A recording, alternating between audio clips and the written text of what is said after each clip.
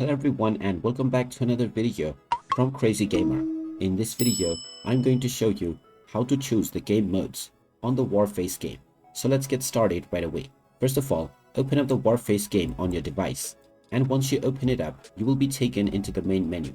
Now from this page, you will be within the play screen by default, where you will be able to choose from PvP, PvE as well as ranked matches. If you don't wish to play these game modes, you can also go into the contracts menu to find other different kinds of game modes. You can join a clan from the clan menu after reaching level 10, and you can also go into battle pass and see what kind of missions are available. Once you have selected any game mode, you can start your own game or join any available one. And now, depending on the kind of mission that you have chosen, you will be able to start enjoying your game right away. And there you have it. That is how easy it is to select your game mode on the Warface game.